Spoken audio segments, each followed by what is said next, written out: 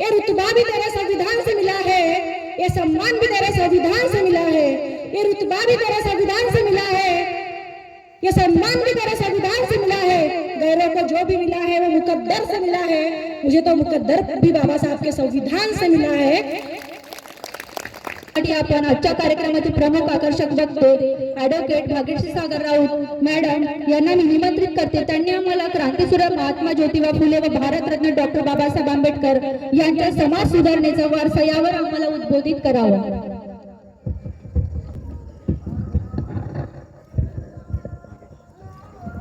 अख्ख्या जगाला शांततेचा संदेश देणारे ज्यांनी 2500 वर्षांपूर्वी आपल्याला सांगितलं, माणूस कोणत्या कुळात जन्माला आला, कोणत्या जातीत जन्माला आला, कोणत्या धर्मात जन्माला आला, यावरून त्याचं श्रेष्ठत्व ठरत नसतं, तर त्याचं श्रेष्ठत्व त्याच्या कर्तृत्वावरून ठरतं, असा बहुमूल्य संदेश देणारे तथागत भगवान गौतम बुद्ध। शिका, संघटित व्हा आणि संघर्ष करा, असा संदेश देणारे भारतीय राज्यघटनेचे शिल्पकार ज्ञानयोगी डॉक्टर बाबासाहेब आंबेडकर। सर्वव्यापी जगतपती, त्याची नकोच मध्यस्थी, कर्मकांड, बुवाबाजी, धर्मांधता या सर्वांच्या विरोधात आवाज उठवणारे, कर्मकांडाविषयी आणि धर्मांध जातीयते विरुद्ध बंड पुकारणारे सत्यशोधक समाजाचे संस्थापक महात्मा ज्योतिराव फुले। जे का रंगले गांजले त्यासी म्हणे जो आपले, तोची साधू ओळखावा, देव तेथेची जाणावा, असा बहुमूल्य संदेश आपल्या अभंगवाणीतून समाजाला देणारे जगद्गुरु तुकोबाराय। दिवसभर गावागावातील घाण साफ करणारे आणि रात्री कीर्तनाच्या माध्यमातून समाज जागृती करणारे, दगडाचा टाळ करून लोकांच्या डोक्यात जाड करणारे संत गाडगे बाबा। मंदिर में भी है खुदा, मस्जिद में भी राम है, मंदिर में भी है खुदा, मस्जिद में भी राम है, दोनों नहीं है पत्थरों में, सिर्फ उनका नाम है, अशी समाजात समानता प्रस्थापित करणारे वंदनीय राष्ट्रसंत तुकडोजी महाराज। विद्या नाही, ज्ञान नाही, ते घेण्याची कुवत नाही, विद्या नाही, ज्ञान नाही, ते घेण्याची कुवत नाही, बुद्धी असूनही चालत नाही, तयास मानव म्हणावे का, असा प्रश्न जनसामान्यांना आपल्या काव्यरचनेतून विचारणाऱ्या क्रांतिज्योती सावित्रीबाई फुले। स्वराज्याची सुवर्ण स्वप्न पाहणारे, स्वराज्याचे सुवर्ण स्वप्न पाहणारे, 18 पगड जातींना एकत्र करणारे आणि स्वराज्य स्थापन करणारे, जगायचं कसं हे शिकवणारे छत्रपती शिवाजी महाराज, तर मरायचं कसं हे शिकवणारे संभाजीराजे भोसले, आरक्षणाचे जनक राजाशी शाहू महाराज, तर शिवाजी रायांचा पोवाडा रशियामध्ये गाजवणारे साहित्य रत्न लोकशाहीर अण्णाभाऊ साठे, पहिला महिला शिक्षिका फातिमा शेख, या सर्व महापुरुषांच्या महामानवांच्या चरणी नतमस्तक होऊन विनम्र अभिवादन करते। आज 14 एप्रिल बाबासाहेब आंबेडकरांच्या 135व्या जयंतीनिमित्त आदरणीय विचारमंचावर माणूस मोठा कशाने होतो? प्रयत्नाने, परिस्थितीने की संघर्षाने? या सर्व प्रश्नांची उत्तरे जर सापडायची असेल किंवा मिळवायची असेल तर एकच नाव पुरेसं आहे, तो एक विचार, ती एक क्रांती, तो एक ध्यास म्हणजे डॉक्टर बाबासाहेब आंबेडकर। ज्यांना पाण्याचा हक्क नव्हता त्यांनी जगाला ज्ञानाचा महासागर दिला, ज्यांना शिक्षणाचा हक्क नव्हता त्यांनी जगाला कायद्याचं संविधान दिलं, ज्यांचा स्पर्शही समाजाला मंजूर नव्हता, अस्पृश्यता मानली जायची, त्यांनी मानवतेला स्पर्श करणारे विचार जगाला दिले। अशा डॉक्टर भीमराव रामजी आंबेडकर यांच्या आज जयंतीनिमित्त आम्ही सर्वांना शुभेच्छा देते।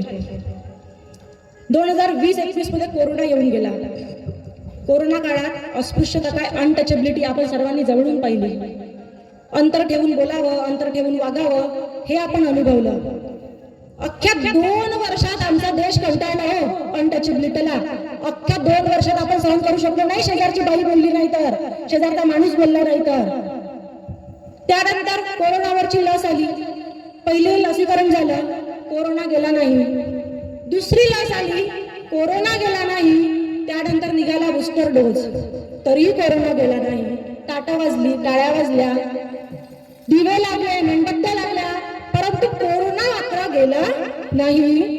परंतु पिढ्यानपिढ्या आमचा समाज जो अस्पृश्यता सहन करत होता, जो अनटचेबिलिटी मध्ये जगत होता, त्या समाजाला अस्पृश्यतेमधून बाहेर काढण्यासाठी, अस्पृश्यतेमधून निवारण करण्यासाठी एकच लस भारतात जन्माला आली, ती म्हणजे 14 एप्रिल रोजी डॉक्टर भीमराव रामजी आंबेडकर, ज्यांनी अस्पृश्यता जगातून समूळ नष्ट केली। डॉक्टर बाबासाहेब आंबेडकर, पंडित जवाहरलाल नेहरू, महात्मा गांधी गोलमेज परिषद इंग्लंडमध्ये भरलेली होती, तेव्हा गोलमेज परिषदेच्या कामकाजाकरता इंग्लंडला गेले. गोलमेज परिषदेचं कामकाज आटोपलं आणि रेस्ट हाऊसमध्ये तिघेही जण आराम विश्रांती करण्याकरता गेले. रेस्ट हाऊसचा जो पहारेकरी होता, सुरक्षा रक्षक होता, तो पहारा देत होता. पंडित नेहरूंनी 8-8:30 वाजता रात्रीचे आपलं जेवण आटोपलं. त्यांच्या खोलीचा लाईट बंद झाला. पंडित नेहरू झोपी गेले. महात्मा गांधींच्या रूमचा लाईट बंद झाला. जेवण करून महात्मा गांधी झोपी गेले. परंतु एका रूममधून अजूनही प्रकाश दिसत होता. सुरक्षा रक्षक वाट पाहतोय, आता लाईट बंद होईल, थोड्या वेळाने होईल, अर्ध्या तासाने होईल, 1 तासाने होईल. रात्रीचे 12 वाजले, 1 वाजले, 2 वाजले, मध्यरात्र उलटून गेली, तरीही रूमचा लाईट बंद होत नव्हता. सुरक्षा रक्षकाला वाटलं काहीतरी विचित्र असेल किंवा काय झालंय, म्हणून आपण थोडंसं बघून यावं. रूमचा दरवाजा, खोलीचा दरवाजा हलका लेटलेला होता. सुरक्षा रक्षकाने दार उघडलं, पाठीमागे काठी ठोकवली. पाहतात तर काय, आंबेडकर खुर्चीवर बसून अभ्यास करताय. सुरक्षा रक्षक म्हणाला, साहेब, महात्मा गांधी झोपी गेले, पंडित नेहरू जेवण करून 8:30 वाजता झोपी गेले, मी केव्हापासून बघतोय, 8 वाजले, 9 वाजले, 11 वाजले, मध्यरात्र झाली, अख्खी रात्र उलटून जातीये, परंतु तुम्ही अजून झोपी गेला नाहीत, तुम्ही अजूनही अभ्यास करत आहात.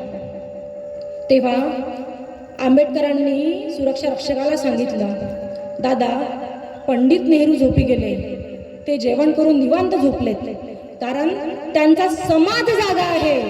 महात्मा गांधी झोपी गेले, महात्मा गांधींनी जेवण आटोपलं, त्यांना निवांत झोप लागली, कारण त्यांचा समाज जागा आहे. मी इथे झोपलेलो नाही, कारण माझा समाज अजून झोपलेला आहे, आणि या झोपलेल्या समाजाला जर जागा करायचं असेल तर सर्वप्रथम मला जागलं पाहिजे, म्हणून मी जागा आहे. आज संघटित कशासाठी व्हायचंय, तर ह्या प्रश्नांसाठी व्हायचंय. आज अनेक आव्हानं लोकांसमोर आहेत, अनेक आव्हानं या पिढीसमोर आहेत, परंतु आमची तोंड गप्प होतीये ना, आमची तोंड 1500 रुपयांनी गप्प झाली महिलांचं संघटन कसं होणार? अजून 6 महिने गेले, लाडका भाऊ योजना आली, तर त्यांची तोंड गप्प होणार. मग समाज गुंतलाय कशात? मंदिरं तयार करणं, ही आपली समस्या आहे का? ही आजच्या युवकांसमोर समस्या असू शकते का? हा प्रत्येक युवकाने, हा प्रत्येक व्यक्तीने आज विचार केला पाहिजे. मग आपलं संघटन कशासाठी? तर लोकशाही जिवंत ठेवण्यासाठी. आज लोकशाही जिवंत राहिली तर संविधान जिवंत राहील, आणि संविधान जिवंत राहील तर हा भारतातला प्रत्येक व्यक्ती जिवंत राहील. अन्यथा पूर्वी जी परिस्थिती होती ती परिस्थिती परत आल्याशिवाय राहणार नाही. परंतु आमची तोंड सरकारने आज 1500 रुपये देऊन गप्प केली. 1500 रुपये आम्हाला लाडकी बहीण म्हणून मिळाले, आणि आमची तोंड आज गप्प झाली. आम्ही सरकारच्या लाडक्या बहिणी झालो. परंतु हिंदू कोड बिल मांडणारे, स्त्रियांच्या हक्कासाठी लढणारे, स्त्रियांच्या शिक्षणासाठी चळवळी उभे करणारे, स्त्रियांना शिक्षण सक्तीचं असलं पाहिजे, स्त्रियांना समान वेतन असलं पाहिजे, स्त्रियांची पिळवणूक होता कामा नये, स्त्रियांचा कामाच्या ठिकाणी छळ होता कामा नये, स्त्री पुरुष दोघांनाही सारखं समान दर्जा असला पाहिजे. हिंदू कोडबिलामध्ये वारसा हक्कापासून प्रसूती रजेविषयी सुद्धा आंबेडकरांनी संविधानामध्ये लिहून ठेवलं. मग यासाठी आवाज उठवणारे डॉक्टर बाबासाहेब आंबेडकर फुले आधी वाचायला हवे, आणि आपण लाडक्या बहिणी कोणाच्या हे आपण आधी ठरवायला हवं. 1500 रुपये देणाऱ्यांच्या की आपल्या हक्कासाठी लढणाऱ्यांच्या. माणसाने मोठं किती व्हावं, उंबऱ्याबाहेर बसलेल्या विद्यार्थ्याची प्रेरणा घ्यावी, एखाद्या व्यक्तीने घ्यावी. त्याने अमेरिकेला शिक्षणाकरता जावं, उच्च शिक्षण घ्यावं, त्याला शिष्यवृत्ती राजर्षी शाहू महाराजांनी पुरवावी, कोलंबिया विद्यापीठात प्रवेश घ्यावा, तिथून तो विद्यार्थी शिकून भारतात परत यावा. भारतात परत आल्यानंतर समाज क्रांती घडवावी, समाज लोकांसाठी, शोषित पीडित लोकांसाठी झटावं, आणि इथल्या क्रांतिकारकाची प्रेरणा अमेरिकेतल्या एका निग्रो बनवणाऱ्या जातीच्या मुलांनी घ्यावी, आणि अमेरिकेचा राष्ट्राध्यक्ष व्हावं. कोलंबिया विद्यापीठाला शतक पूर्ण झाली, म्हणून सर्वात विद्वान व्यक्ती कोण, सर्वात विद्वान विद्यार्थी कोण याची यादी तयार व्हावी, आणि त्या यादीमध्ये एका विद्यार्थ्याचं नाव समावेश व्हावं डॉक्टर आंबेडकर आणि आंबेडकरांचा स्मारक कोलंबिया विद्यापीठासमोर स्थापन व्हावं आणि त्या स्थापनाचं उद्घाटन बराक ओबामा अमेरिकेचे राष्ट्राध्यक्ष यांच्या हस्ते व्हावं आणि त्या स्मारकाच्या खाली सुवर्ण अक्षरांनी लिहिलं जावं the symbol of knowledge doctor Bhimrao Ramji Ambedkar. माणसाने इतकं मोठं व्हावं.